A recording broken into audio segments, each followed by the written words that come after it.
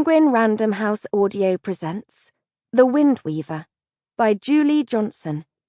Read for you by Billie Fulford-Brown.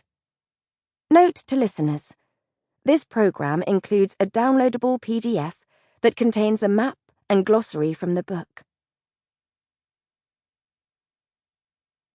To Stevie Nicks for writing the song Rhiannon.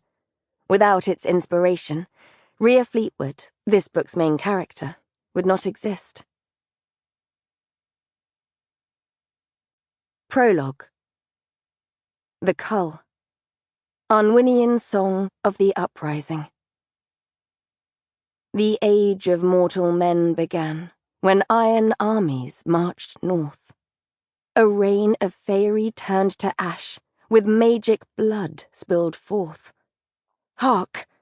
An end to wicked trickery, corroding the land of kings. A farewell to the evil wind whispering through the trees. Hark! The rule of sword and fist, man's power undisputed. The hunt for halflings now begins. Foul bloodlines executed. Chapter 1. The noose chafes, a necklace of death. I feel my pulse, steady, staccato, thudding away beneath the fragile skin at my throat. There's no fear, not anymore. That came earlier, with the bruising hands and snarling hounds that tracked me through the wild marshland.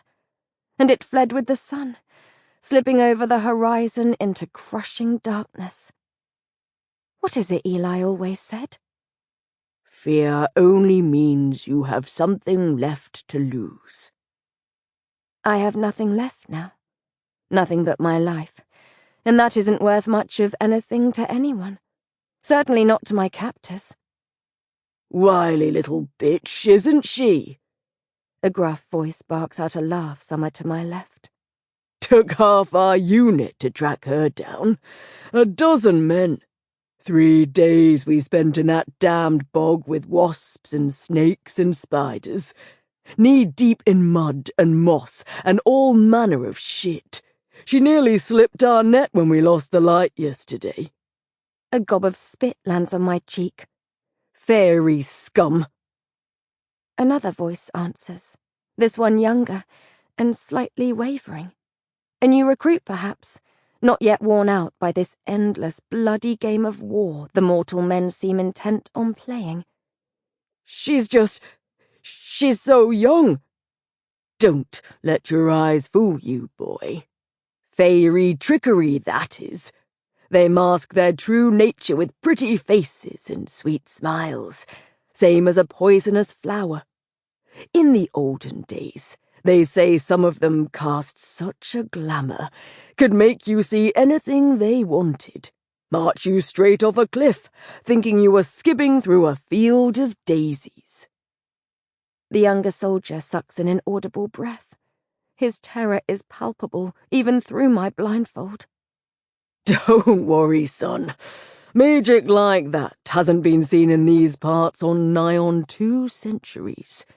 The gruff voice chuckles. The ones we hunt down, like this runt here, are halflings mostly. Leftovers from before the cull, back when bloodline mixing wasn't outlawed. They're no more enchanted than you or me. There's a marked pause. A cave of silence yawning wide between the 2 men. Course, that don't make 'em helpless. The older soldier tacks on, almost offensively. She'd gut us in our sleep, given half the chance. Never doubt that. How did you finally catch her? Ran her to ground by the red chasm. The ore in those rocks is enough to confuse 'em. Clouds their sense of direction, muddies their minds. He exhales a sharp breath. No foe is invincible, not even a damned point.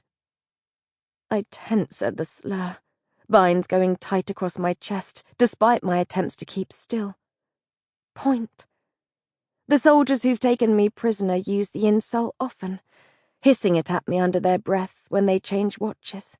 tossing it around in casual campfire conversation, as if reducing an entire race to our most notable physical trait, the pointed tip of an ear, somehow makes their barbarity easier to stomach.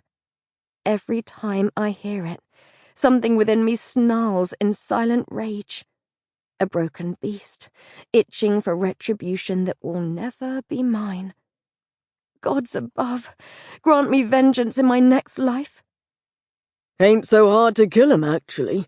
Just a matter of finding the right weapon, The older soldier boasts, brimming with sage wisdom.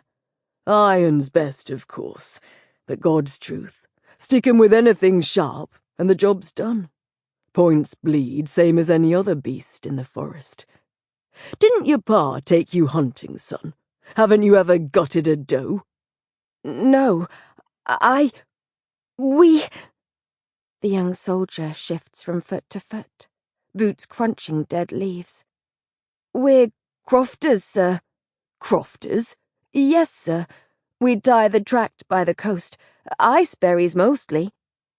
The older soldier scoffs. Well, you'll need ice in your berries for this deployment, I'll tell you that. Cold as all fuck this close to the Cimmerians. Behind my blindfold, I imagine the scene. An encampment of soldiers, weather-beaten from weeks on the road. A crackling fire to ward off the chill, and the wolves. A simple dinner cooking over the coals. The smell of meat carries to me on the wind, and my stomach rumbles a contemptuous response. Hare, most likely, or a steer. Maybe a wild boar, if one of them is skilled enough with a bow. For surely there are hunters among their number. Men capable of tracking down some prey besides me and my kind. Though if we were edible, they might eat us too. It's been an unforgiving winter. I wonder to which kingdom they belong, to which of the warring kings they've pledged their fealty. Perhaps the very one who sent his armies into Sea Haven and set the starlight wood aflame, and the only home I've ever known along with it. A hand tugs at the shackles around my raw wrists. I hear the hiss an instant before the pain bolts through me. The smell of charred skin hits my nostrils. My own flesh burning.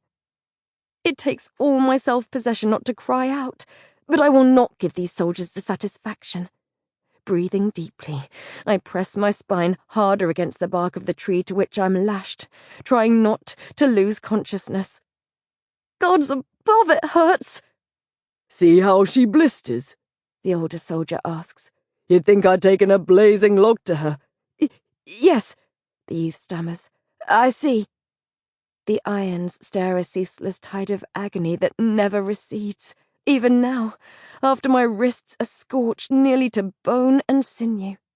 Each shift of my chains sets off a fresh flow of anguish. When... The young recruit clears his throat. When will they... String her up. Won't be long now. Commander Scythe will be here by midnight. Captain says we can't touch her till he signs off. Why? Likes to be sure they're really dead, I suppose. Kick around the ashes a bit, make certain nothing stirs. Seems overboard to me, but it's on order of King Eld, so I do as I'm told. Hang 'em up, burn 'em down. There's the sound of a cork being unstoppered, a throat working to swallow the contents of a flask, a steadying breath. Folks tend to get a touch superstitious when it comes to fairy executions. You'll see, lad. Right. The young man sounds unconvinced. When I enlisted, I didn't think we'd be hunting halflings. I didn't know there were any left. Not many these days, especially this far up in the Midlands. The Southlanders have some different practices. You should thank the skies you aren't stationed at the border to the Reaches. Hard to stomach, from what I've heard, and I ain't heard much. My heart lurches. I've not been spared the rumours of what happens to halflings in the Southlands, not in full. Eli gave me the briefest of glimpses at that darkness one night over a stiff dram of whiskey. They might not kill you right away, Rhya, but the things they'll do. Sample complete. Ready to continue?